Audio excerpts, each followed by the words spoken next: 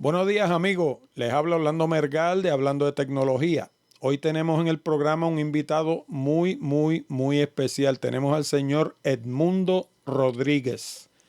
¿Y quién es Edmundo Rodríguez? Pues Edmundo Rodríguez es el presidente de NRI. ¿Qué es eso de NRI? Pues ya van a ver qué es NRI. Resulta que yo conocí a Edmundo a mediados de los 80.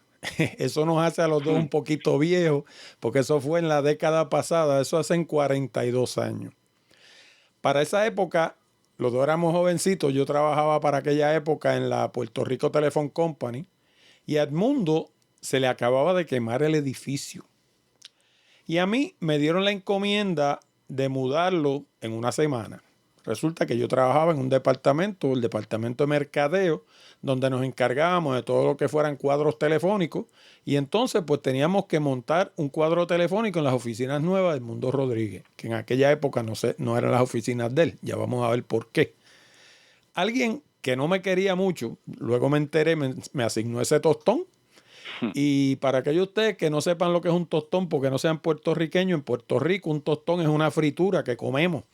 Pero también es coloquial para un problema imposible, una tarea de esas imposibles de lograr. Pues resulta que yo lo logré y lo mudé a tiempo y desde entonces atendí su cuenta también. Y hasta el sol de hoy pues hemos sido amigos. ¿Y por qué lo estoy invitando al programa? Pues porque la disciplina en la que se desempeña el mundo es sumamente técnica. Y el mundo, curiosamente, ahora ustedes lo ven como presidente de NRI, pero resulta que el mundo comenzó como mensajero. Y se preparó extensamente y por mucho tiempo y hoy preside la empresa donde él comenzó como mensajero. De hecho, hace tiempo que la preside. Y no solo la preside, sino que ha asesorado a gobernadores, a políticos, a dignatarios extranjeros y ejecutivos, perdónenme, de todo tipo, aquí y en el exterior. Y sus opiniones son información clave cada vez que el gobierno de Puerto Rico va a tomar decisiones importantes de comercio exterior. En mi opinión, y en la de mucha gente que sabe de esto mucho más que yo, Edmundo es la persona que más sabe sobre aduana, logística, carga y todos esos temas de los que hemos estado hablando recientemente por causa del COVID-19. Y por eso es que Edmundo está en el programa de hoy. Así que, bienvenido al programa, Edmundo. Gracias, Orlando. Siempre es un placer. Todavía estoy recuperándome.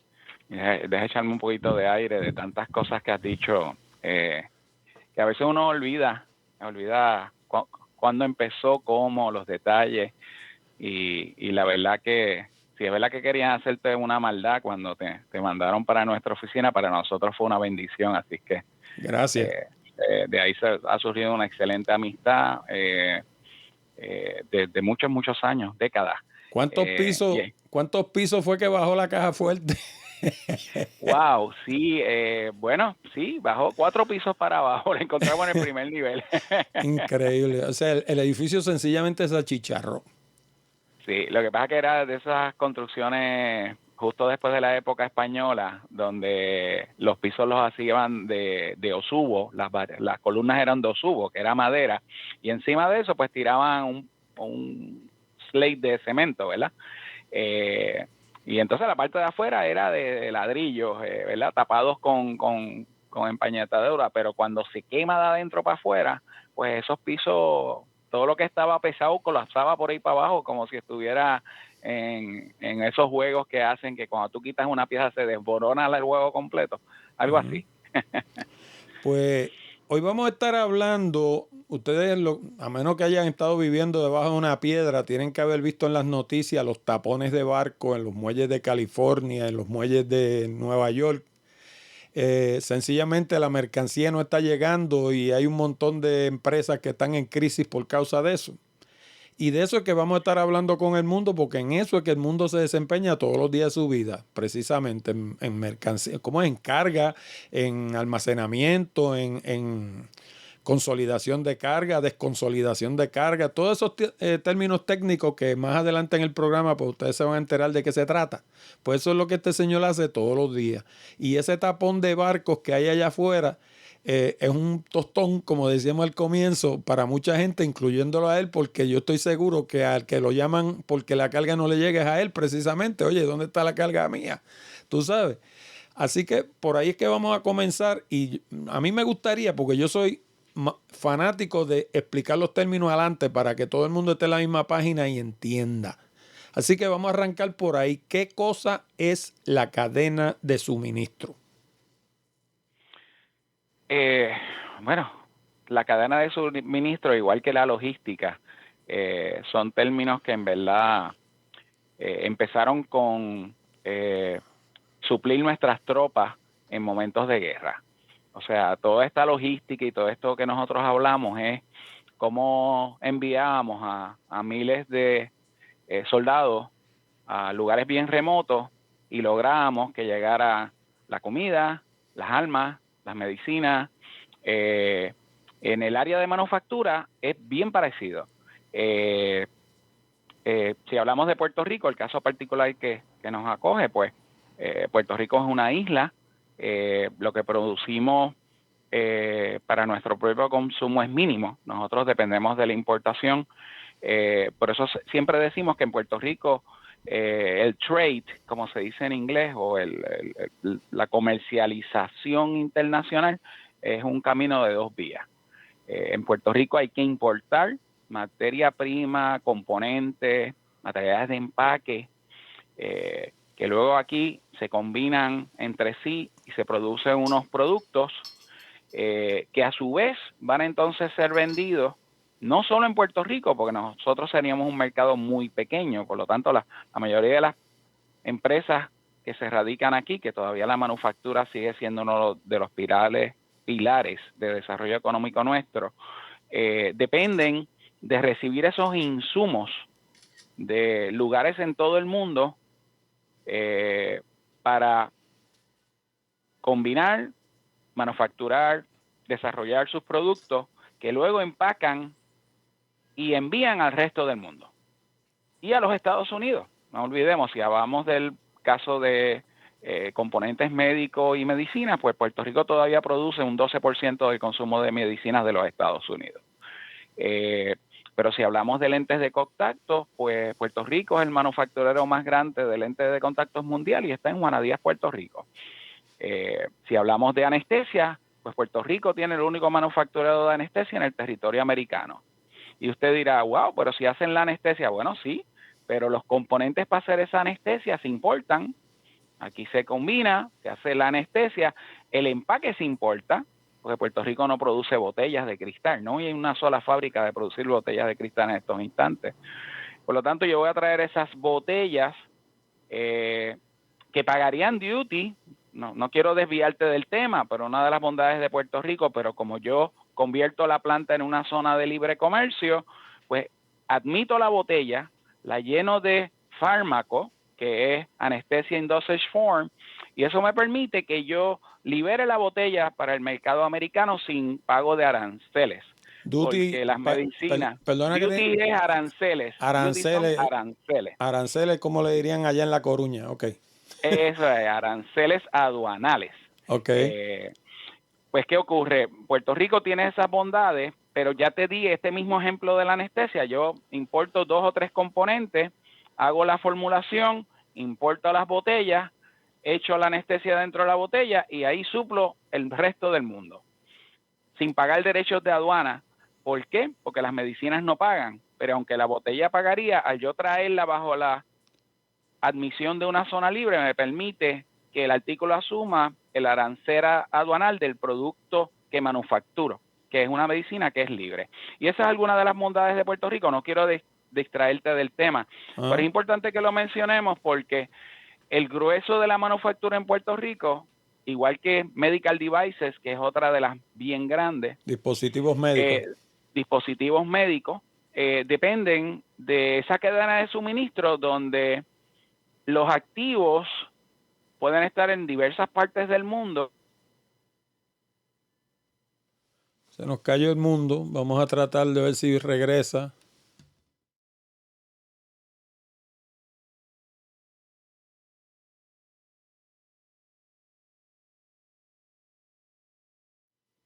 Ya te veo, no te veía. Sí, no, de momento se frizó la cosa. Ok. Estábamos hablando íbamos por lo de la zona libre de comercio. Sí, y nos movimos en áreas de distribución, para coger otro ejemplo que la gente puede identificarse.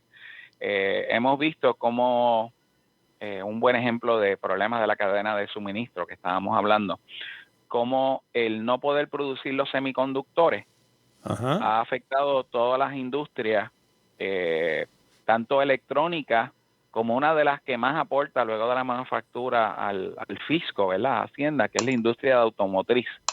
Los automóviles en Puerto Rico en muchas áreas están escasos. El valor de los vehículos usados ha seguido subiendo y esto ha sido debido a, a esos problemas que tenemos de falta de suplido de semiconductores, igual que los famosos iPhone no han podido suplir la demanda por la misma razón, y eso está causando bajas en las acciones de Apple. Fíjate, Eh, sobre ese tema vamos a hablar ahorita más en detalle, pero a mí me está curioso que el mercado puertorriqueño, por lo menos visto desde mi óptica, que estoy fuera, no estoy como tú metido dentro del ajo, como que no responde igual que el mercado de Estados Unidos, porque aquí yo oigo a los dealers hablando de que allí hay carros que ni botándolo se acaban, y el hijo mío trabaja en el dealer más grande de Toyota de Oklahoma, él es el gerente de carros nuevos casualmente, y el director de carros nuevos, y me dijo que hay días que le llegan 5 carritos y cuando los venden se quedan allí mirándose las caras porque no tienen nada que vender. Bueno, yo he visto las zonas libres que hemos hecho y expandido para nuestros clientes, Orlando, y las últimas expansiones están vacías. No hay carro en la zona libre. ¿Y cómo es que esta gente Están los carros, cacarean bueno, tanto? pero espérate, están los carros en los dealers, pero pues no hay la diversidad ni el monto. No olvidemos que aquí también se vende mucho vehículo para los rent-a-car, para la Ajá. industria turística, que es una de las más que está creciendo dentro de la recuperación luego de la pandemia, y está siendo afectada. Así que, pero nada, estamos dando ejemplos de cadena de suministro. No olvidemos de nuevo, en el caso de Puerto Rico todavía es más crítico. Fíjate cómo al principio, igual que los Estados Unidos, no teníamos suficientes eh, PPEs o artículos de protección como son mascarillas, Ajá. etcétera, guantes. ¿Por qué? Porque Estados Unidos se dio cuenta de momento, pero no se da cuenta hasta la pandemia, que cuando China cierra completo, a diablo, pero si China produce, qué sé yo, el grueso de los artículos y las máscaras que se usan en los Estados Unidos, pues China cerró, ¿y qué pasó entonces con la emergencia en Estados Unidos? Ay, de momento no tenemos máscaras. Y Ajá. eso lo vimos todos. ¿Cuánto llegó a costar una caja de máscara, una caja de guantes? Eso lo vimos nosotros en las calles. ¿Y Puerto Rico no Eh, produce eso? no, Porque aquí, por eh, ejemplo, yo sé que hay varios representantes grandes de dispositivos médicos, o sea, compañías que ese es su mercado. Y para beneficio de la audiencia que no sabe lo que es eso, dispositivos médicos es la bolsita donde echan el suero, es la aguja de la jeringuilla que te ponen, la jeringuilla también, la botella del suero. Aquí se fabrica todo ese tipo de cosas y pues tú sabes, en una pandemia, pues en lugar de producirse en unas cantidades normales, se producen cantidades super anormales, o sea, en cantidades fuera de todo lo que se hace normalmente, ¿no?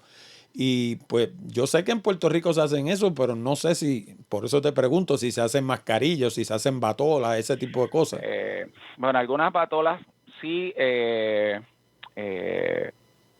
Tenemos unas fábricas que las hacen de Tyvek y estos materiales que son los que se usan para evitar la contaminación, pero no al volumen que se necesita. Cuando empieza la crisis del COVID, que no saben ni cómo es ni cómo se transmite exactamente, pues se tenían que estar cambiando continuamente toda la ropa. Una vez veían un paciente, esos volúmenes de ese consumo vis a vis la cadena de suministro detenida, hizo entonces que no tuviéramos y que Estados Unidos se diera cuenta que parte de la seguridad nacional, y estoy quedándome en tu línea, es ¿Mm? que pudiéramos manejar y fabricar estos artículos que no nos damos cuenta de lo importante que son hasta que los necesitamos, pero que es parte de nuestra seguridad, porque la seguridad médica o la salud de nuestros ciudadanos es tan importante como la parte bélica.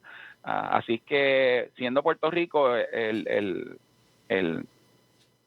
lugar dentro del territorio de aduana de los Estados Unidos, que para aquellos que no lo sepan incluyen los estados, el Distrito de Colombia y Puerto Rico, eso es lo que se llama el territorio de aduana de los Estados Unidos. Si combinamos las ventajas que tenemos desde el punto de vista para la manufactura, los decretos contributivos a los cuales podemos tener acceso, combinado con el programa de zonas de libre comercio y las leyes que hemos pasado para beneficiar el mismo, hacen que dentro de el territorio de aduana de los Estados Unidos, Puerto Rico sea el lugar más idóneo para la fabricación de ese tipo de productos y aún así mantener una competitividad a nivel global. ¿A qué sectores de la economía, a qué sectores de la economía afectó más el problema de la cadena de suministro? ¿Afecta más a los ricos que a los pobres? ¿Afecta más a los, qué sé yo? O sea, ¿hay unos sectores que se afectan más que otros? Bueno, te fuiste por el lado social. Vamos a empezar por el lado social, que fue lo que mencionaste. Dentro del lado social, obviamente, afecta más a los más necesitados que a los ricos, ¿no? Eso no hay duda. Siempre el que tiene recursos podrá conseguir las cosas, aunque las pague a sobreprecio. Por otro lado, más tiene conexiones en todo el mundo. Quizás aquí tenemos un shortage, pero todavía en otro lugar del mundo queda y siempre tendremos a alguien que nos la puede enviar. Pero si nos vamos desde el punto de vista de qué afectó, pues mira, afectó la manufactura y afectó la distribución por igual.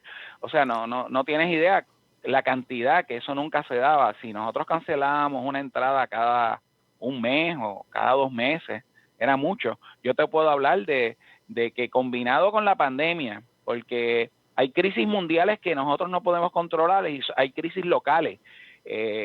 Oye, se nos combina la pandemia primero con el paro de camioneros y después se nos combina con el paro en los muelles. Esas 3 cosas corridas hicieron de Puerto Rico un verdadero desastre logístico que no ocurrió en el resto de la nación. Y la madera, por ejemplo, porque yo escuché hablando de que él estaba escaseando la madera. ¿Eso tiene que ver con el COVID también? Tiene que ver en parte con el COVID, obviamente, pero no tanto por el COVID. Eso es más bien el problema de cadena de suministro. Falta de equipo, falta de barcos que traigan y lleven, porque una vez hubo estos problemas, especialmente los problemas de muelles que se extendieron por 3 semanas, muchos de los barcos no tocaron Puerto Rico. Entonces, pues no tenía madera entrando. Esa madera muchas veces entra a Puerto Rico, se trata aquí, entonces se convierte en madera tratada que luego se vende en el resto del mundo. De hecho, nosotros apoyamos una de esas operaciones, la convertimos en zona libre y es uno de los exportadores de varios. Hay 2 y 3 exportadores bien grandes de Puerto Rico de madera. La gente ni se le ocurre saber. El otro está en zona libre. Uno está físicamente en zona libre y el otro tiene su propia zona libre. Nosotros, obviamente, pues no quiero tampoco tirarme por el lado político, pero sabemos que Puerto Rico tiene una relación muy particular con los Estados Unidos. Y eso hace que yo supongo que nuestra cadena de suministro esté subyugada a la de los Estados Unidos, pero nuestra cadena de suministro también tiene aspectos que son particulares suyos, que se afectaron y que quizás no afectaron a los americanos. Sí y no. Por un lado, estábamos sujetos a los mismos vaivenes del atraso de los barcos entrando a los Estados Unidos, que hasta que no entraran no podían entonces hacer el transbordo para Puerto Rico. Pero no olvidemos también que Puerto Rico, debido a una diversidad de factores como el hundimiento del barco El Faro, la ruta del noreste de los Estados Unidos a Puerto Rico se eliminó. Aquí toda la carga, Orlando, toda la carga origina en Jacksonville o en Texas. O sea que si yo pido algo, digamos, qué sé yo, a Japón, viene de Japón a Estados Unidos, de Estados Unidos a Puerto Rico, no llega de Japón a Puerto Rico derecho. Derecho no va a llegar, pero no necesariamente puede venir a través del canal de Panamá, haciendo un transbordo en Bahamas, Santo Domingo, que es el punto de transbordo más grande cercano a nosotros. Así que tienes Panamá, Bahamas y Santo Domingo, 3 lugares de transbordo. Pero depende, furgones completos pueden llegar así. Obviamente estamos hablando 40, 45 días de tiempo de tránsito era lo normal. Ahora eso puede estar en 60 a 90 días. Y si viniera de Alemania, ¿va a Estados Unidos y después viene aquí o viene de Alemania aquí? No necesariamente, de nuevo, depende si es carga aérea o marítima. Acuérdate que en el caso marítimo, Puerto Rico no tiene suficiente volumen de carga como para que un barco llegue y toque Puerto Rico primero. Tenemos que acordarnos que somos parte de los Estados Unidos, por lo tanto nos aplican las leyes de cabotaje. Eso significa que una vez un barco foráneo toca un puerto americano, no puede tocar un segundo puerto americano. Me explico. Si yo tengo 3,000 furgones en un barco, de los cuales 60 o 100, vamos a ser honestos, 100 vienen a Puerto Rico, los otros 2,900 van para los Estados Unidos, pues obviamente va a tocar Estados Unidos primero, y entonces un feeder vessel o un barco más pequeño es el que va a traer los 100 furgones de Puerto Rico. Porque No va a ser si que viene directo. si tocara aquí primero, entonces los 2,900 no los puede mandar para Estados Unidos.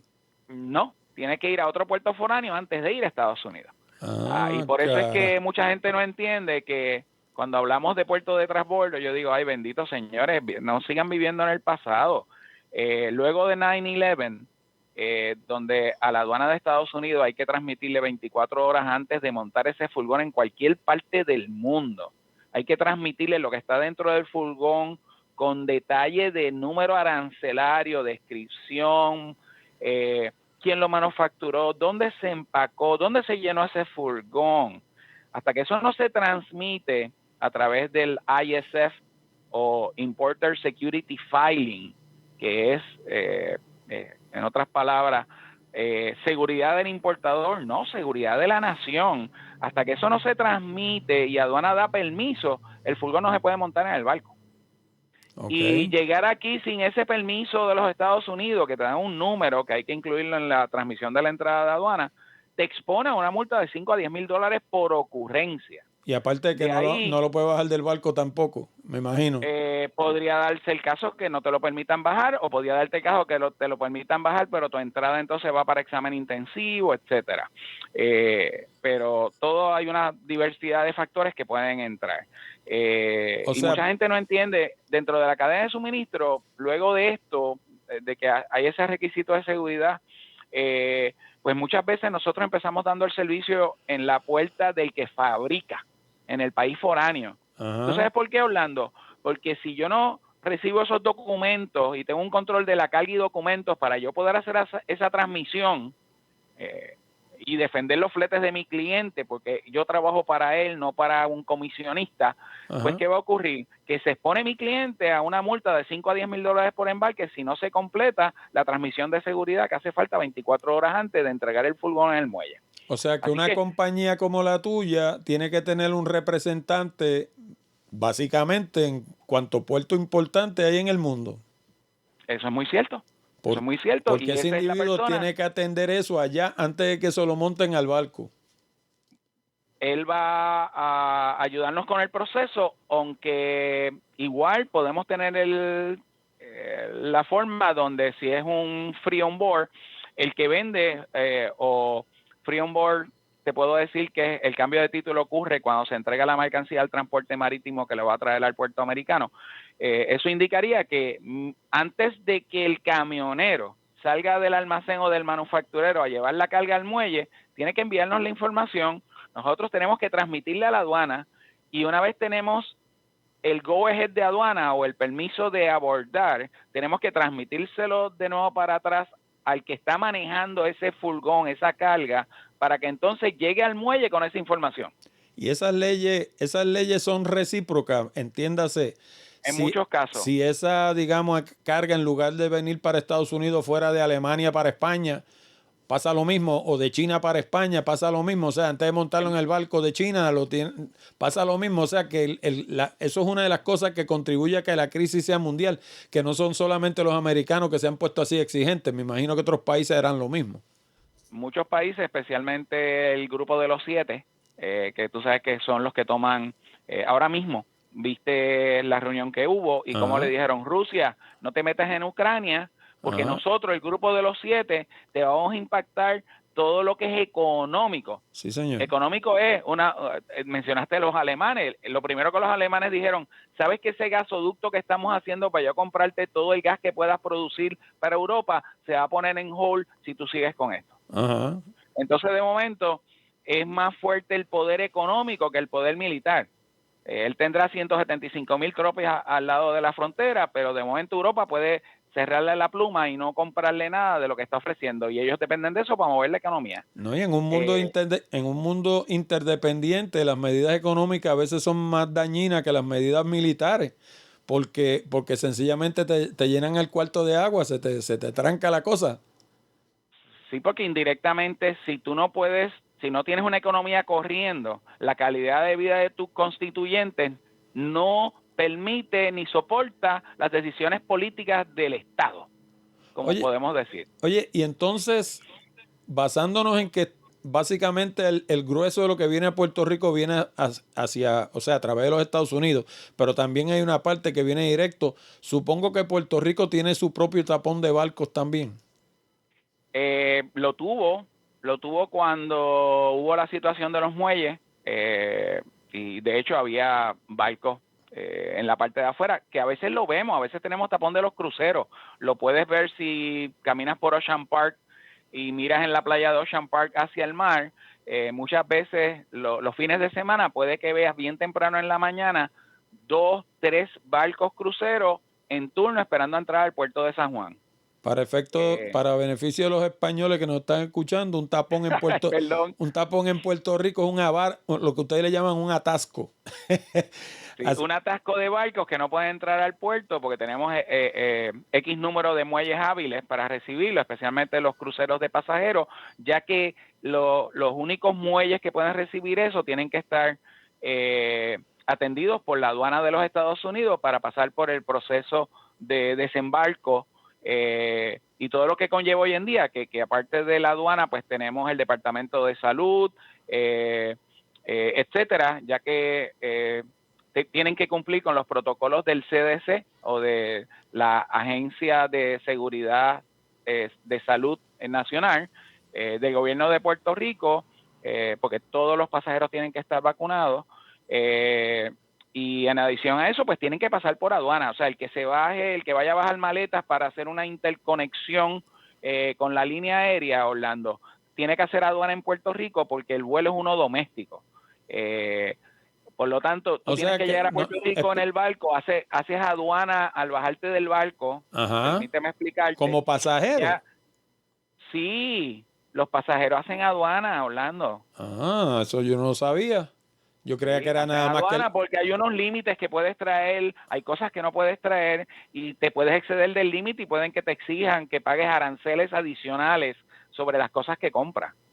Ok, o sea que tú tienes que reportar lo que compras y tienes que reportar con lo que llegaste aquí. Sí, todo el que vaya a viajar, hay una publicación que la bajan del internet que en inglés se llama Know Before You Go, o Conoce antes de que viaje. Okay. Estoy seguro que está en español y en inglés a través de US Customs Service o en la página de cbp.gov. CBP Customs and Border Protection, cbp.gov, y buscan información de viajeros y van a encontrar, muy importante, todo el que vaya a viajar debe tenerlo y leerlo, porque igual si vienes en un avión, cuando te montas en el avión en el aeropuerto del país foráneo, te van a dar una declaración de viajero en el camino que tienes que completar. El jefe de familia tiene que completar la declaración de viajero para toda la familia que viaja con él, y tiene que detallar las compras que todos hicieron y qué fue los artículos que compraron, y dependiendo del monto y de si eres partícipe del el programa que llaman GOES para viajeros, que yo se lo recomiendo a todo el mundo, para viajeros frecuentes, es la fila que vas a hacer. Tienes unas filas verdes, tienes unas filas rojas. Cuando tú declaras por encima de lo que se te permite dentro de estos acuerdos que se ha llegado, porque son acuerdos bilaterales entre los países, como siempre ocurre, pues tú sabes que te expones entonces también cuando llegues a un periodo de un escrutinio mayor, que si estás haciendo una conexión, más vale que dejes tiempo porque te puedes tardar en la inspección, luego tienes que coger un taxi y todos sabemos que la situación de camino del aeropuerto desde el viejo San Juan donde están los barcos de crucero puede ser 15 minutos sin tráfico o hora y media con un ataponamiento, como dijiste ahorita. De hecho, cuando yo estuve en Europa, tú sabes que yo soy fotógrafo, yo tuve que llenar un documento registrando el equipo fotográfico que saqué de Puerto Rico, porque habían Eso es muy cierto. varios miles de dólares en equipo, y si no lo haces, cuando regresas a la isla te cobran por ese mismo equipo que tú sacaste de aquí, porque ellos entienden que lo compraste allá. No tan solo eso, perdona que me ponga un poco más técnico, pero tienes razón en todo lo que dice y todo lo que, especialmente todo lo que sea de origen foráneo, que usted saque y que tenga un valor alto y usted saque de territorio americano hacia un país foráneo, se convierte en foráneo de nuevo. Cosas tan sencillas como una iPad. Hoy en día una iPad 12.9, estamos hablando de $2,000, Orlando. Casi $2,000 si tienes la memoria de 1 tera, vamos a poner. ¿Qué ocurre? Eso es foráneo. Todo producto foráneo, una vez sale del territorio americano, se convierte en foráneo. Lo mismo pasa con tus cámaras. Por eso los tiene que registrar. Si no los registras, te pueden decir, mira, tienes que pagar el derecho de eso, porque una vez el artículo toca a un país foráneo, se convierte en foráneo de nuevo. Así que por eso es la importancia de registrarlo, para que no tengas un doble pago, o sea, porque primero lo pagó el que lo trajo y te lo vendió a ti. Por lo tanto, tú no tienes evidencia para probar quién lo pagó, ni cómo, ni dónde. Tú puedes comprar un lente en Nueva York en Black and White, la tienda esta, te lo mandaron doméstico a Puerto Rico, pero ese es un lente hecho en Corea o en Japón. ¿Qué ocurre? Cuando tú sales, te pueden decir, usted compró ese lente allá en el Fariz, me tiene que pagar el derecho, ¿dónde está la factura de ese lente? Y tú dices, no, yo me lo llevé, usted lo registró. Y ahí es que viene el problema. Y una pregunta, ¿quién es el llamado? Porque nosotros, pues tú y yo, pues nos encantan todas estas cosas y somos bastante averiguados por estas cosas, pero ¿quién es el llamado a decirle eso a esa gente, a la gente? ¿La gente de viaje? ¿La línea aérea? O sea, porque yo lo averigüé porque yo, ya te digo, me puse a investigar y yo dije, déjame estar seguro cómo es esto, tú sabes. Pero me imagino yo que alguien tiene que tener básicamente la responsabilidad de decirle eso a la gente que sale de la isla. Bueno, aduana cumple con tenerlo en el panfletito. Si la gente leyese antes de viajar la información que tiene aduana, que está bien completa, esto es parte de lo que la información de aduana te cubre. Y te dice la forma, hay un link, la forma en PDF que la puedes llenar con toda la información para que cuando llegues, porque tienes que llegar antes para presentar esto y un agente aduanal va a verificar quizás los equipos y los números de serie para asegurarse que sean los que tienes en la declaración. Es correcto. Así que tienes que llegar con más antelación para que pases por este proceso. Ellos te firman esa declaración de viajero y es la que tienes que tener cuando regreses y vayas a presentarte de nuevo en la fila. Oye, y ahorita me decías que hay unas operaciones en Puerto Rico de zona libre donde la materia entra, la materia prima entra por un lado, se altera en la isla de alguna manera, ya sea se fabrique o se modifica de alguna forma y por el otro lado sale. No necesariamente supongo que sale para Estados Unidos, quizás pudiera salir, qué sé yo, para Perú. Nosotros formamos parte de la cadena de suministro de otros países a la misma vez. Eso es muy cierto. Puerto Rico fabrica un sinnúmero de medicinas a lo que llaman en bulk o a granel, donde aquí se fabrica el activo, especialmente en el área de biociencia. Tenemos de los manufactureros más grandes en biociencia. Eso es lo que la semana pasada yo le decía a la audiencia que se llaman las ciencias vivas. Es correcto. Y también tenemos fabricantes bajo contrato de medicamentos genéricos. Tenemos empresas de origen mexicano que compraron plantas de manufactura aquí y tienen contratos con compañías de primer orden del área de fármacos, donde fabrican aquí productos a granel. Entiéndase que yo tengo pastillas, pero tengo pastillas en una bolsa del grande de un dron de 55 galones, Es correcto. Orlando. Lo único que en vez de ser a granel como era antes el comestible, que venía a granel en los silos de un barco, pues esto es a granel dentro de estos envases, ya sea líquido o sea en pastilla o sea en polvo, porque muchas veces se encapsula en el lugar de destino. Y allá entonces se termina el proceso, se pone en dosage form, se pone en el idioma del país, con todas las advertencias y se distribuye. O sea, siempre manteniendo el origen. Cuando ponemos que uno de estos medicamentos está hecho en Puerto Rico, está hecho en Puerto Rico, USA, porque para que la gente entienda, no puede ser Puerto Rico nada más, tiene que decir Puerto Rico, USA, porque en verdad Puerto Rico es parte del territorio de aduana de Estados Unidos, como ya lo mencionamos. Y entonces sí pondrán, si es un artículo médico, generalmente tiene una segunda línea donde dice quién es el empacador y el distribuidor a nivel del país. Oye, ahorita hablamos de que cuando explotó el asunto del COVID-19, pues cerraron fábricas en China y en otros países, y eso fue una de las cosas que complicó la cadena de suministro. Pero Detente ahí. No olvidemos, cuando cerraron esas fábricas, ¿qué pasó con todos los equipos, todos los furgones, todos los chasis que esa fábrica tenía, que había recibido? Se paralizan, me imagino. Correcto, no regresaron al sistema. Y entonces eso fue una de las segundas crisis del COVID, la crisis de equipo marítimo. Por eso, pero aparte de eso, mi pregunta iba a ser si el mismo sistema de transportación contribuye también a la propagación del virus. O sea, ¿los barcos los detuvieron únicamente porque las factorías se detuvieron o detuvieron los barcos porque había miedo de que los barcos también y sus tripulaciones y los contenedores donde meten los equipos, todo eso contribuyera a regar el virus también? No tanto. Sí, la tripulación, muchas tripulaciones de ciertos orígenes, no se le permitía bajar en el país de destino. O sea que la tripulación se tenía que quedar a bordo, especialmente al principio de la pandemia, si es que el barco viajaba, porque muchas veces no viajaban porque no tenían tripulación para manejar el barco. Claro.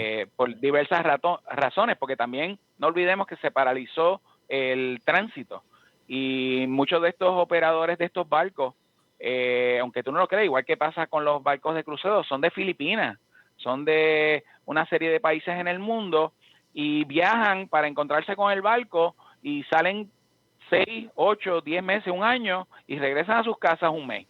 ¿Qué ocurre? Si estaban en su casa y vino el lockdown, pues no pudieron llegar al barco. Y no hay quien lo guíe. Así que fíjate, tienes un problema en los suministros, tienes un problema en la manufactura. Tanto de que no tienes suministro como no tienes cómo mover los suministros. Y ahora tienes el problema de los equipos. Y ahora tienes otro problema, que es que el COVID está explotando de nuevo en sitios como Alemania, como España, como Francia, como Inglaterra. Y yo me pregunto, ¿hasta cuándo va a durar esto? Ustedes que están adentro, como dicen por ahí bromeando la gente, tú que estás adentro, ¿qué es lo que se comenta en los círculos donde tú te mueves de la realidad sobre esto? ¿Hasta cuándo va a durar esa crisis? Hay dos vertientes. Yo te tengo las dos opiniones. Hay una que dice que según ha crecido la demanda, como porque parte de la recuperación ha sido, y de las ayudas federales, estas ayudas federales de estos estímulos ha creado una ola de acceso al consumo que también incrementó las ventas de artículos, especialmente a través del internet, a nivel global, con los problemas que muchas de estas compañías, digamos Amazon, Walmart, Sam's, tuvieron que alquilar sus propios barcos. Pero por un lado eso ha ayudado a mejorar la economía, por otro lado parte del problema que tenemos en la manufactura es que no hay obreros porque los estímulos hicieron que muchas personas no trabajaban hasta luego que se acabaron los estímulos, preferían quedarse en su casa. Particularmente el caso de Puerto Rico fue notorio porque por los bajos sueldos que se pagan en Puerto Rico muchas personas ganaban más quedándose en su casa que yéndose a trabajar, y eso es un problema que nosotros tenemos, que ahora quizás con esto del salario mínimo federal, por un lado afecta nuestra competitividad a nivel global, pero por otro lado haría que este tipo de situación donde las ayudas federales eran más productivas junto con el desempleo, que lo que te ganabas en un empleo impacte la disponibilidad de mano de obra. Por otro lado, si vemos los indicadores recientes, muy bien podríamos pensar a nivel de que cómo se ha estado bajando la inflación, empezó a bajar el precio de la gasolina, aunque no va a subir la luz porque hubo unos meses que subió, ¿verdad? Así que vamos a tener una subida antes que haya una bajada. Pero parte de lo que ha ocurrido con la pandemia y los inventarios limitados es que la gente ha puesto unas órdenes mayores para evitar que esto le vuelva a ocurrir.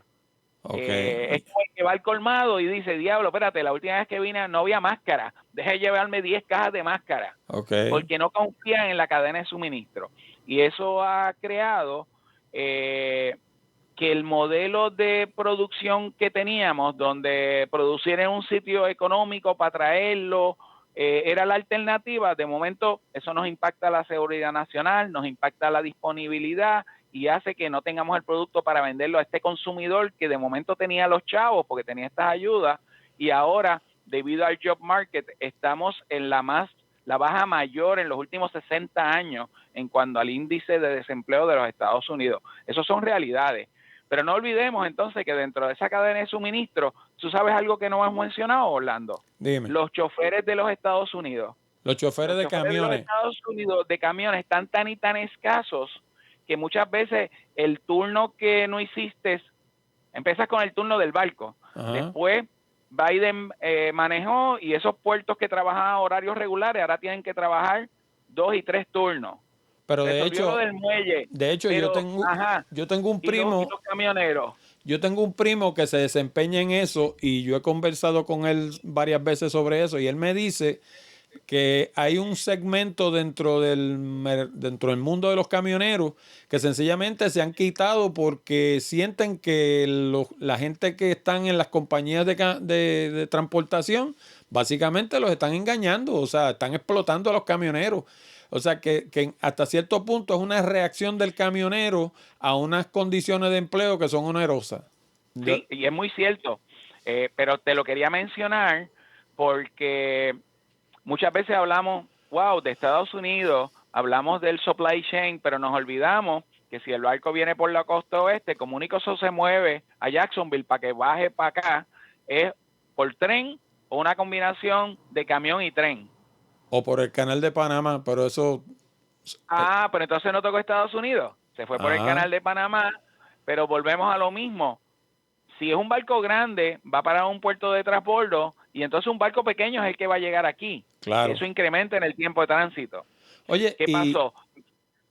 Pensando yo, todo este asunto, pensando ya a nivel macro, no solamente en Puerto Rico, en la cadena de suministro, una de las fragilidades que ha demostrado es que en un momento como esta pandemia, cosas, por ejemplo, como el Just-in-Time Inventory no funcionan porque te quedaste sin suministro y se te detuvo la cadena de producción.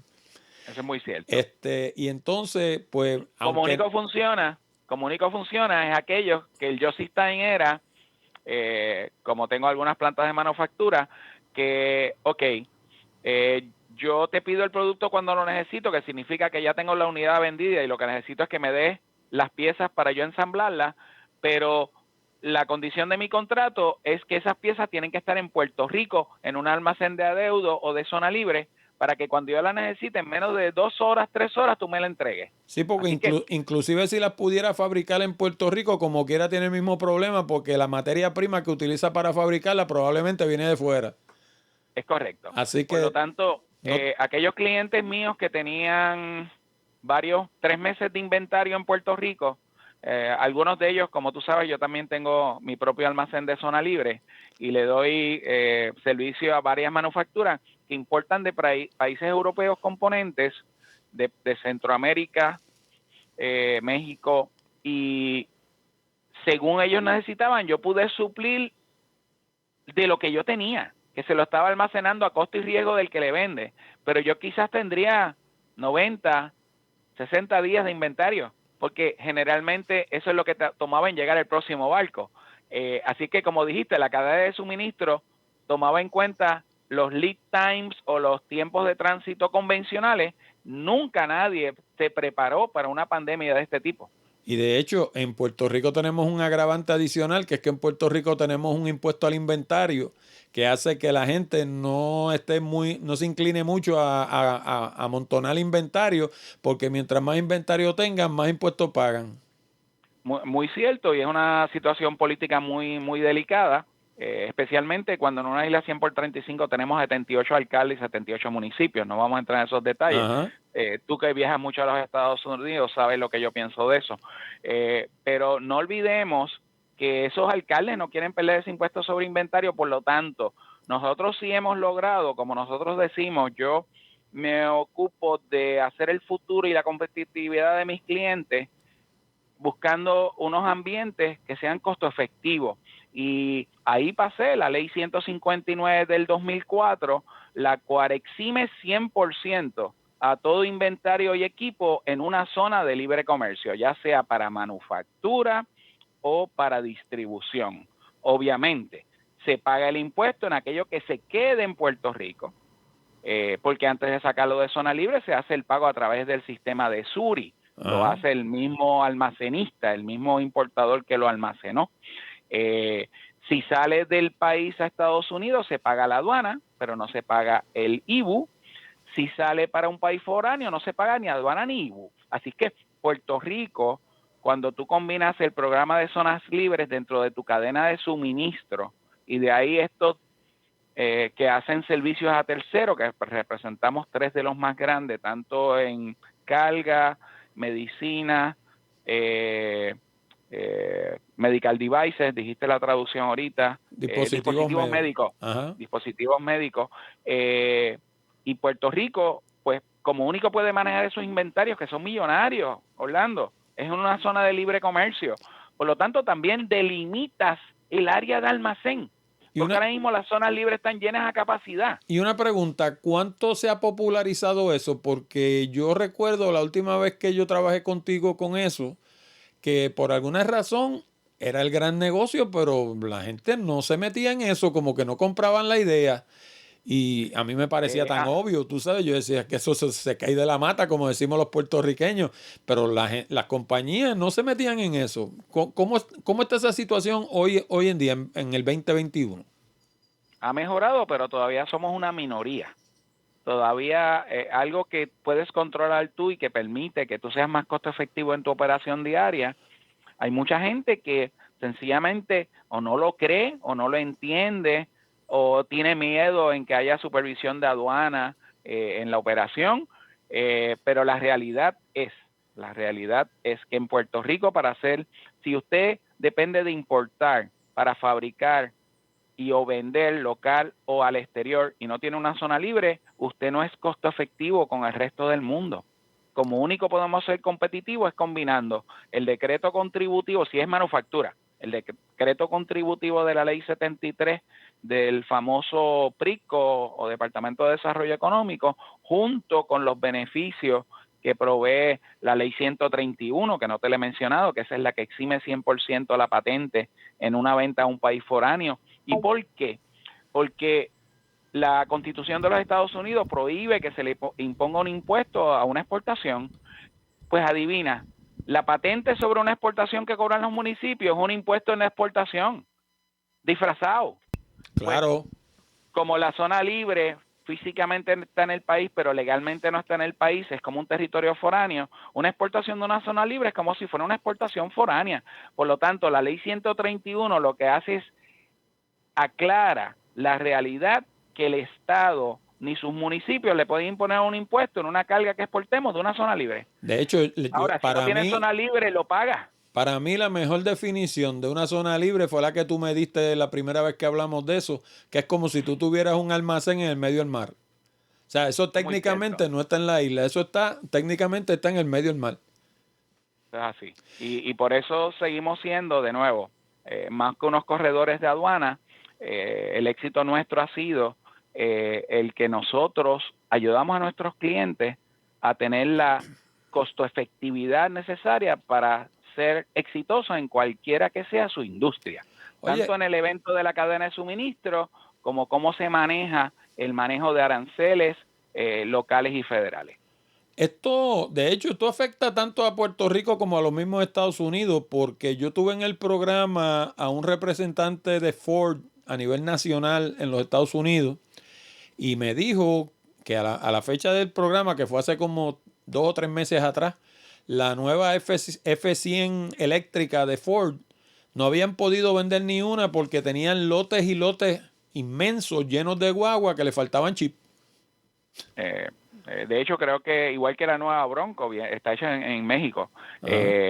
Así que te imaginarás la cantidad de transacciones aduanales que hemos hecho de la nueva Bronco, que se ha vendido muy bien, ha tenido mucha aceptación en el mercado de Puerto Rico. Pero sí, las Lightning, que espera que sea, como quien dice, el cambio a la nueva generación de vehículos eléctricos, utilizando como plataforma la pick-up más popular y de mayor venta en los Estados Unidos, hace mucho sentido, pero sí, está grandemente afectada por eso. Y fíjate que por primera vez ahora grandes de la industria están haciendo las fábricas de baterías en territorio americano y Puerto Rico. ¿Por qué? Porque de nuevo no podemos depender dentro de la cadena de suministro que los dos componentes principales del automóvil son la batería y los motores. Ajá. Y ambos dependen, y las computadoras, y los tres dependen de los microchips. Sí, señor. Y de la materia prima. Así que metales semipreciosos, como decimos nosotros, porque son metales especiales para esas baterías que no están tampoco en tanta abundancia. Ajá. Y que obviamente no necesariamente, si aún Estados Unidos teniéndolo, Estados Unidos va a tratar de traerlos del exterior para dejar eso como reserva para un futuro, como hacen con el petróleo, porque mucha gente no entiende que Estados Unidos es uno de los productores más grandes, pero no necesariamente lo vende, lo guarda en esas reservas que él quiere tener en caso de una situación mundial, ya sea bélica o de otro tipo, como esta misma pandemia, ellos puedan tener estos inventarios para mantener la nación y la economía corriendo. No, y hay inventarios de esos que explotarlo le traería unos problemas políticos terribles, porque por ejemplo el litio, que se utiliza mucho para las baterías de los vehículos eléctricos, en uno de los sitios donde hay litio a montón es en el Cañón de Colorado, porque se le ocurre hacer un hoyo allí, se busca un problema grave. Imagínate, destruir el Cañón de Colorado con tal de sacar litio sería un sacrilegio. Así que pues lo tienen y no lo tienen, tú sabes. Pensando yo, primero que sé que es más caro, segundo sé que es más escaso, pero el mercado aéreo se ha afectado de la misma forma que se han afectado los furgones. Se afectó algo, pero jamás en la misma situación que se afectaron los furgones. Obviamente, no olvidemos que mucha de la carga viaja en aviones de pasajeros, en la barriga del avión. Okay. Cuando se cierran las fronteras y no se puede volar, si no hay aviones moviendo pasajeros, no hay aviones moviendo carga, solamente los cargueros. Así que se limita, si tú puedes tener movimiento de carga diario en cada avión de pasajeros, también es verdad que cuando viene este tipo de pandemia, tienes solamente los cargueros y los cargueros puede ser una vez a la semana, una vez cada 2 semanas. Así que definitivamente se afectó. Y por esa misma línea, los barcos petroleros, ¿qué efecto tuvo en la pandemia sobre los precios de la gasolina? Porque aparentemente bajó, pero me imagino que es porque no había nadie comprando, porque no había nadie yendo a ningún sitio. Exactamente, cuando hay un lockdown y baja el consumo de combustible, pues no hay duda que entonces al haber más inventario que demanda, los precios bajan. Pero igual, la producción de los países petroleros bajaron producción para que no bajara tanto el precio de la gasolina. Ellos entonces bajaron la producción. ¿Qué ocurre? De momento, cuando vienen todos estos estímulos y se abre el consumo dentro del mismo país, como por ejemplo que por primera vez la gente pudo viajar para Labor Day, para Thanksgiving, pues viste un incremento del precio de la gasolina a nivel nacional, incluyendo a Puerto Rico. Y en el caso de Puerto Rico, pues eso impacta el costo del gas. Allá en Estados Unidos había subido, pero de momento hubo una baja en lo que se llama gas natural. Aquellos que tienen casas que se calienta con una línea de gas, pues de momento experimentaron ahora una bajada luego de la pandemia, pero primero hubo un incremento. Oye, y Eh, en los Estados Unidos muy particularmente, eso no se ha visto tanto así en otras partes del mundo, pero en los Estados Unidos se ha politizado la crisis del virus. Y yo me pregunto, ¿qué han aprendido las compañías? ¿Qué han aprendido gente como tú, por ejemplo, que estás en eso todos los días? O sea, obviamente estás enmarcado dentro de esa politización, pero tú no eres parte de los que crean ese problema. Pero eso no quiere decir que no te afectes por él. ¿Qué han aprendido de lo que ha sucedido en los Estados Unidos, que ha sido, en mi opinión, sin precedentes? Porque, por ejemplo, cuando yo era pequeñito, en los Estados Unidos hubo una crisis terrible con el polio. Pero se puso todo el mundo de acuerdo y vamos a erradicar el polio, y hoy en día el polio es básicamente inexistente en el planeta entero. ¿Qué ha pasado esta vez? Que han sido así de torpes, porque es que, tú sabes, yo puedo entender que hayan unos ciertos segmentos de la política que sean fanáticos. Oye, pero la gente que piensa en ese país, que ¿por qué dejaron caer la bola? yo entiendo que ha sido una serie de situaciones, pero mayormente un mal manejo de la crisis. El mal manejo a nivel nacional, a nivel estatal, ha creado muchos disloques para los cuales no estábamos preparados. No hay duda que no estábamos preparados. Eh, Nosotros no cerramos un solo día. O sea, nosotros, Néstor Reyes, ha operado todos los días. Al principio, pues fuimos afectados por cosas que no controlábamos. Por ejemplo, el horario del edificio. Pues nosotros ajustamos el horario, pero no dejamos de. Ok, Sí, ya veníamos preparándonos para poder trabajar remoto, que es algo que vino para quedarse. ok. Nosotros ya teníamos, ya antes de María y luego de María, lo seguimos mejorando, tenemos los servidores en la nube, nuestros 3 servidores, y aunque tenemos unos servidores locales, están replicando continuamente. Así que, desde el punto de vista nuestro, nosotros sí equipamos a muchos empleados con facilidades para que algunos de ellos pudieran trabajar por diversas razones desde sus casas, pero siempre había un grueso de empleados asistiendo, o sea, siempre era un mínimo los que estaban fuera. Así que nosotros aprendimos que tenemos que estar listos para trabajar directo o indirecto, y nosotros, gracias a Dios, pues ya veníamos encaminados, porque nosotros, siendo parte del programa contra terrorismo de los Estados Unidos, parte de las funciones de terrorismo es que yo pueda hacer eso, que nada de que un terrorista trate de hacer evite el que yo pueda impactar la cadena de suministro de mis clientes. Así que, igual que tengo unos planes para enfrentar estas crisis que podría ser como un huracán, un terremoto, pues nosotros aplicamos eso mismo a la pandemia.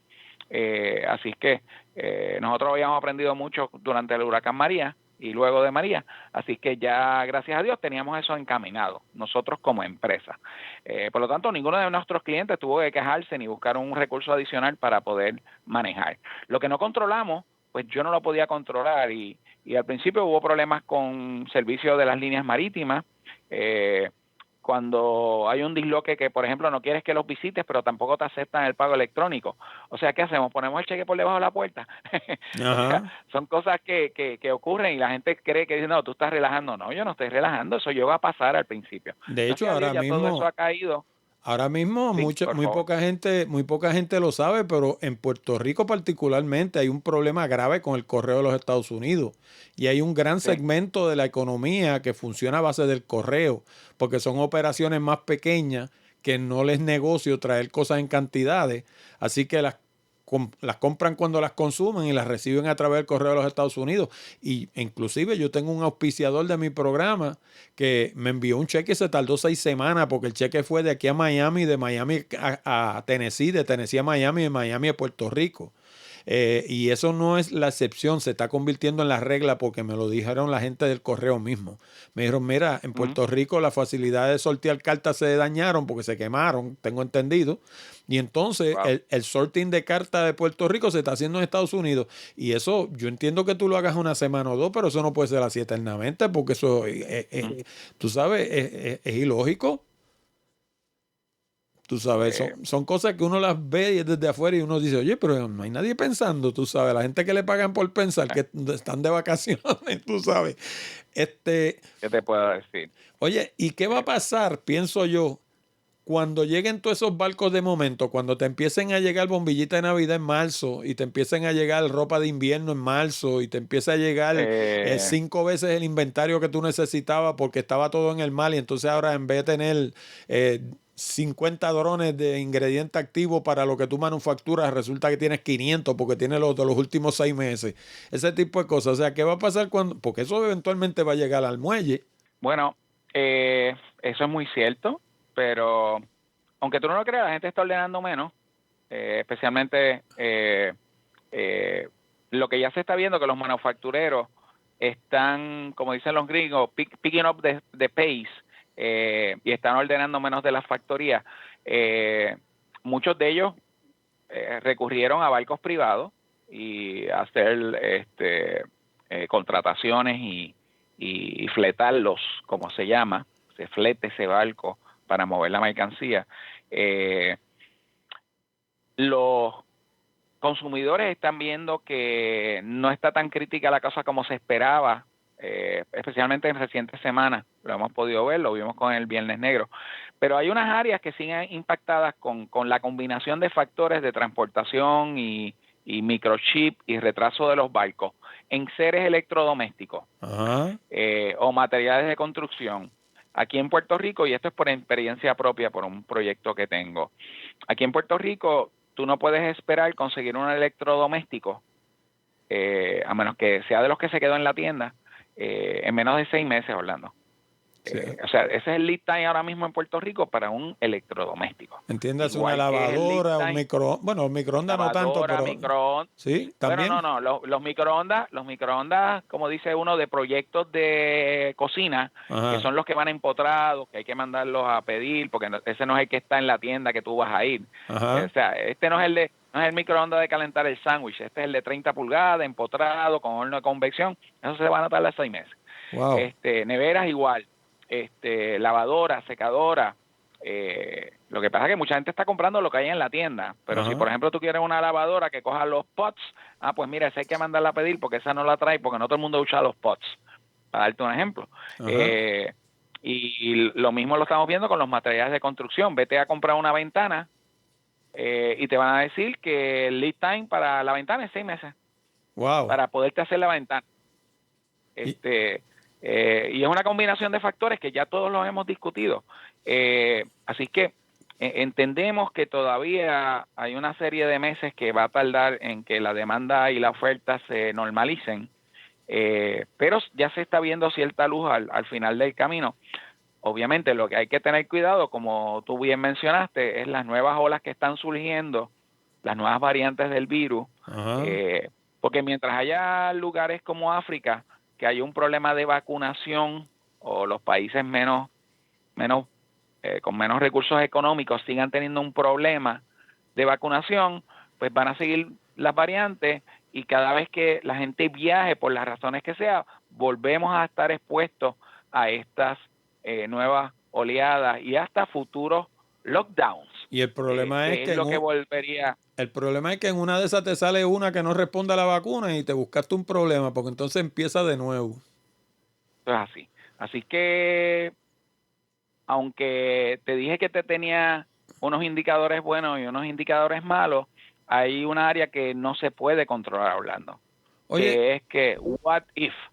Oye, y los Estados Unidos, ¿qué tú ves venir en el futuro para los Estados Unidos? Porque, por ejemplo, en la década del 2000 hubo un gran movimiento, primero hacia Irlanda y luego se fueron a China. Y yo siempre he tenido la idea de que todo aquello de retirar las 936 de Puerto Rico porque pensaban que esas compañías iban a retornar a los Estados Unidos, le salió al revés porque se le fueron para Irlanda y para China. ¿Tú ves regresar mucha de esa manufactura a los Estados Unidos?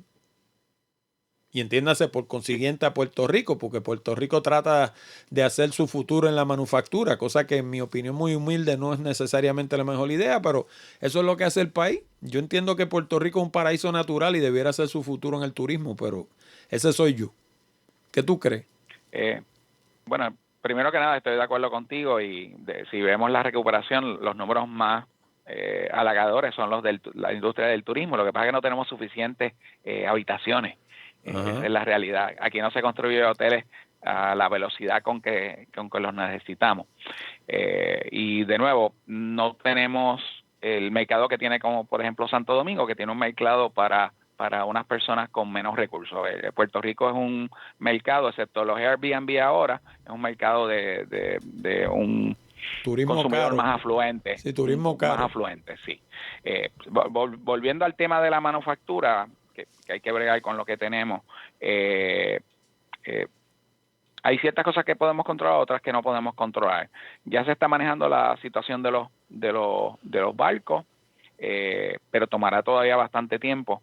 En cuanto a que si regresa o no regresa, tenemos las mejores condiciones para que regrese. Ahora mismo, esta mañana, vi el artículo de la entrevista con OCPE y el secretario de Desarrollo Económico, Manuel Sidre, donde vemos también que ya se está tratando de esto que por años ha afectado el establecer nuevos negocios en Puerto Rico, que es la permisología, y están tratando de reducir eso a semanas versus años, a meses, porque no van a ser semanas, van a ser meses, como quiera. Y tienen que eliminar la mafia que hay ahí también, porque hay mucha gente que... Ese es un problema bien grande, tanto en la cuestión de acceso a edificios y propiedades, que cuando tú tienes interés, de momento alguien lo tiene reservado y hay que pelear con ese referido que hizo un empleado de adentro a una compañía.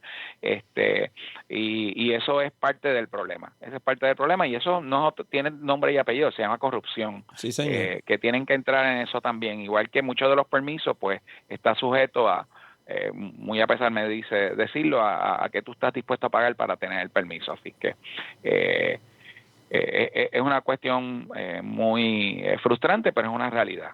Oye, y ahorita hablábamos me decías que hay cruz, por ejemplo, de tripulaciones, en buen español, de barcos de estos de carga que viven en una islita de estas del Caribe y entonces pues aparece un barco para llevarlo, qué sé yo, de China a España y entonces pues ellos vuelan hasta China, guían el barco, lo llevan a España y entonces se regresan a su país, ese tipo de cosas.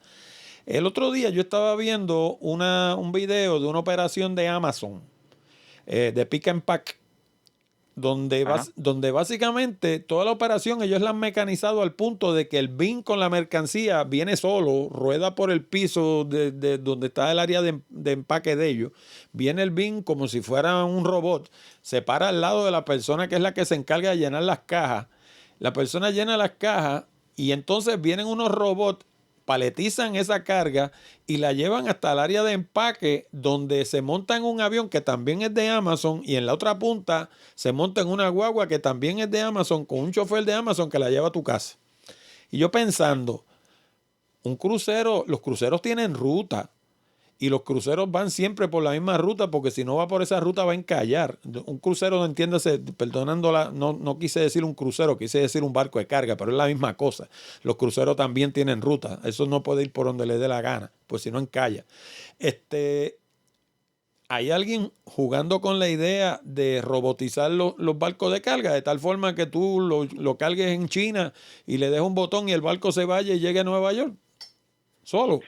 Sí, de hecho ha habido ciertas pruebas en ese sentido, en combinación con barcos más, ya se están cambiando algunos de los barcos a gas natural, lo cual es mucho más ventajoso que el bunker. Okay. Y efectivamente ya se está jugando en menor escala con barcos eléctricos. Y que vayan manteniendo las baterías junto con los paneles solares que pueda tener el mismo barco, combinado con el poder del viento. Hoy en día barcos de velas gigantescos y las velas operadas electrónicamente es una realidad, pero siempre tienen que tener a alguien porque puede haber un mal tiempo que en el mar se puede formar en cuestión de minutos y alguien tiene que... Sí, remoto puedes hacer unas cosas, pero siempre va a haber algo que tengas que tener, aunque sea un skeleton crew que le llamamos, pero no es tan fácil en el mar tener algo completamente autónomo, si podemos usar la palabra. Como es el caso de los robots de Amazon. Pues, de hecho, yo estaba viendo y eran decenas de robots. En áreas controladas, sí. Pero el mar no es un área controlada y depende del viento, las mareas. Y aunque todas esas variaciones tú las puedes ver electrónicamente en la computadora, en el sistema de navegación, como tú bien dices, hay islas de basura flotando Sí, que señor. si tú no estás ahí para verla, puedes encallar las hélices y Ajá. cosas así. Así que puede haber un barco que esté a la deriva y se te envolta en el medio. O sea, sí, el radar te lo puede detectar, pero siempre va a haber una combinación para que sea más seguro. Por el momento entiendo yo que autónomo como tal no estamos tan cerca. Oye, y pensando ya, hemos hablado 20 veces de los chinos tienen una filosofía que es lo que ellos le llaman el yin y el yang. O sea, que toda fuerza tiene una fuerza contraria, ¿no? Que equilibra. Y yo pensando, en esta crisis, ¿hay alguien que se beneficie de esto? O sea, o esto es malo para todo el mundo. Eh, no, ha sido bueno para ciertos renglones, eh, lo cual entonces nos trae la preocupación de tratarán de extenderla para ¿Quién se mantener el beneficia? beneficio. ¿Quién se beneficia de la crisis? De esta crisis que ha traído el COVID-19. Bueno, porque yo, obviamente, ¿cómo se llaman? Los usual suspects serían las farmacéuticas, porque, por ejemplo, Pfizer produce la vacuna y se la vende al gobierno de los Estados Unidos y te la ponen a ti y a mí gratis, pero Pfizer no la hace gratis, ni Johnson la hace gratis. Ellos están haciendo chavos, los que están ¿cómo es? En dispositivos médicos y entonces tipo, todo el renglón de salud está haciendo chavo a cuenta de la pandemia. Pero ¿quién hace chavo, por ejemplo, de que Detroit no tenga chip? O de que Apple No, no tenga chip, por ejemplo. bueno, hacen chavos los que todavía pueden producir carros y tienen acceso a los chips. Lo que pasa es que cuando es a nivel global no es tan fácil y se espera y lo que estamos viendo que Puerto Rico sería uno de los lugares donde se podrían hacer esos chips debido a nuestra condición y nuestro know-how en el área de manufactura de electrónica. Así que se está tratando que la manufactura de estos chips semiconductores no sea completamente en el exterior. Lo que pasa es que esos son unas manufacturas bien sofisticadas, ¿verdad? Sí. Eh, pero mayormente el área médica es la que y de los PPI se ha beneficiado grandemente. Tan es así que viste que Johnson & Johnson se dividió en dos compañías, una para el área fármaco y otra para la cuestión del hogar, ¿verdad? Ajá. Eso es uno de los últimos ejemplos que pudiste ver, cómo es tanto el crecimiento de una farmacéutica en un área que de momento se divide en dos compañías y así están haciendo el mercadeo en Y, Wall Street, ¿verdad? De lo que va a ocurrir. y eso puede ser Eh, inclusive preventivo, porque el problema es que cuando llegan a ser demasiado grandes, entonces se mete el Congreso y los divide por prácticas monopolísticas. Podría ser también, pero yo te diría que mayormente son los renglones que ya tú mencionaste, pero no olvidemos que este tipo de crisis también se puede tomar como si fuera desde el punto de vista bélico. ¿Quién dice que esto era algo que no querían hacer para afectar X país y de momento, se le fue de la mano y está en todo el mundo? Ajá. ¿Podrá ser eso una realidad? Porque esa es alguna de las teorías, pero eso, de nuevo, no somos tú ni yo los que vamos a estar tratando de analizar eso, porque pues, No, pues de que seguro.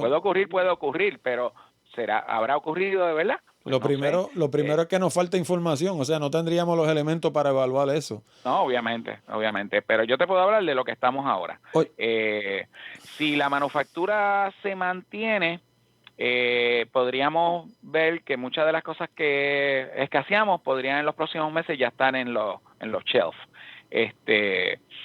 Y eso podría ser el empezar de eliminar, ir suavizando esta situación del supply chain que creamos y la inflación. No olvidemos que la inflación ha subido directamente relacionada con la pandemia y la escasez. Así que para bajar la inflación hay que abrir estos canales de transportación y traer los inventarios a sus niveles.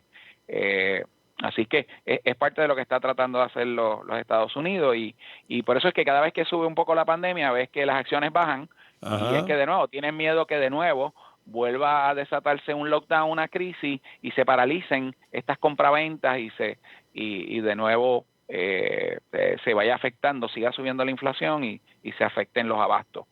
Se espera que el fourth quarter, que estamos ahora, hay un crecimiento de 6.5 a 6% mínimo. O sea, es que estás viendo los indicadores y estás viendo lo que se llama el progreso contra el unclogging de los puertos, o sea, contra ese insumo gigantesco de mercaderías que está asfixiando la entrada de los puertos.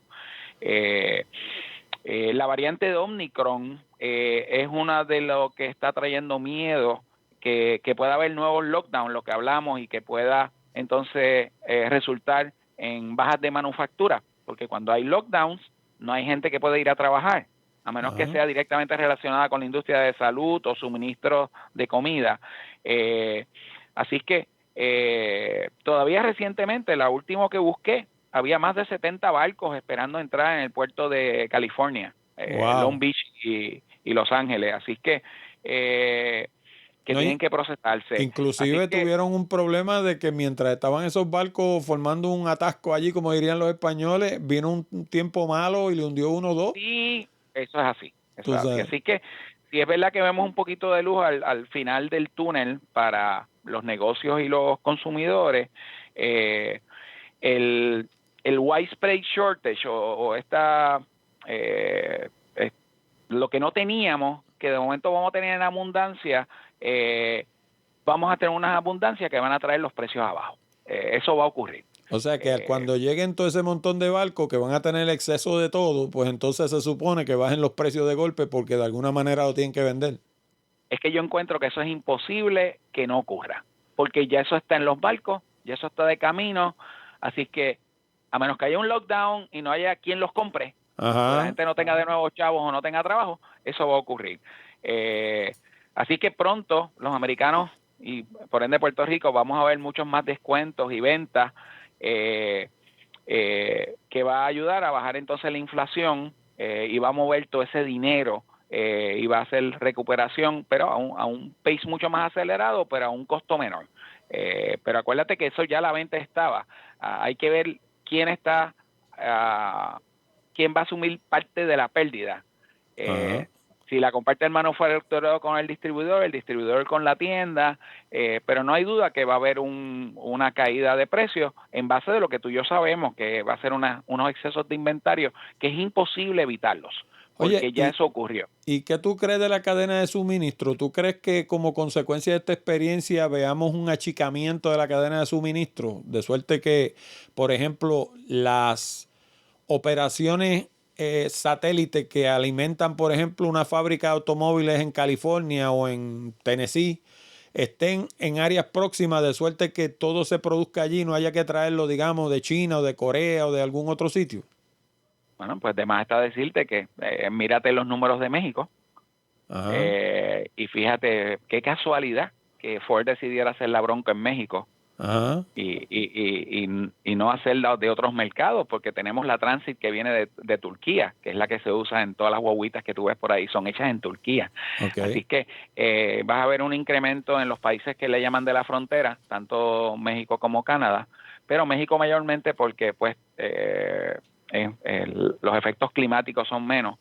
Y eso es parte de. También vamos a ver un resurgimiento de Centroamérica, el Caribe. Obviamente nunca perdamos de vista que nuestros hermanos dominicanos están creciendo a un número doble exponencial. Nos están comiendo los dulces.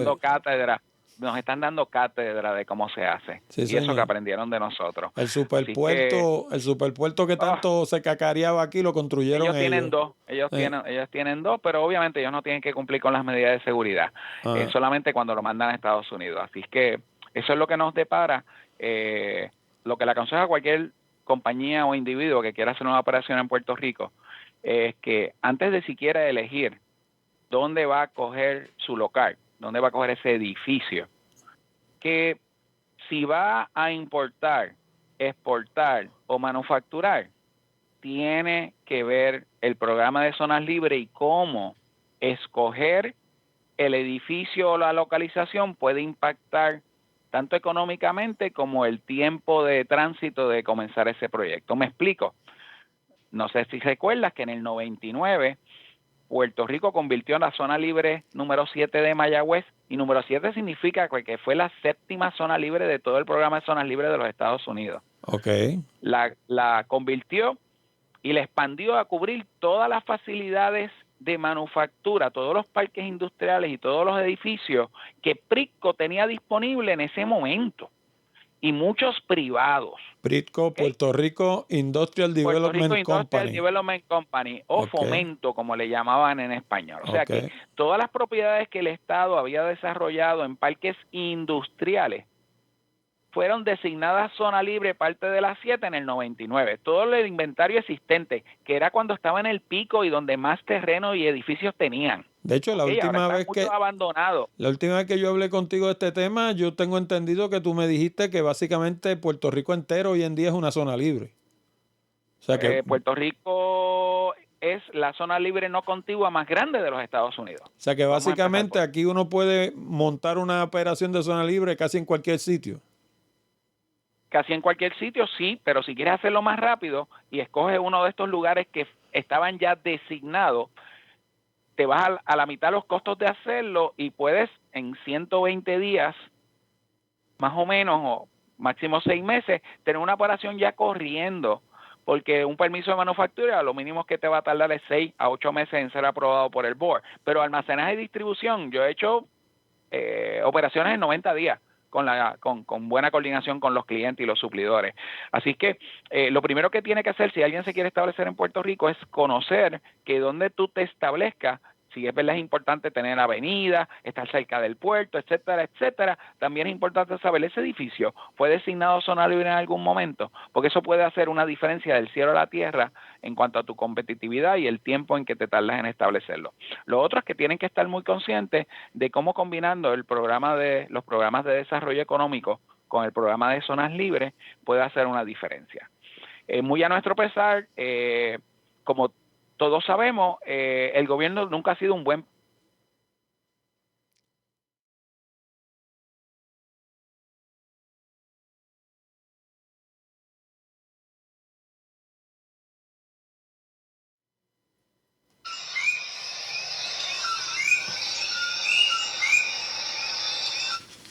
Sí, señor.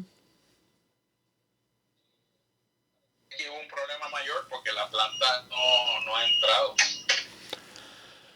Pues Mundo, ¿qué te puedo decir? Luma nos está fastidiando la cosa también. No, lo lamento sobremanera, pero básicamente era eso, que hay que tomar en cuenta el programa de zonas libres junto con el de desarrollo, y la localización es clave en obtener esos beneficios mucho más rápidamente al menor costo.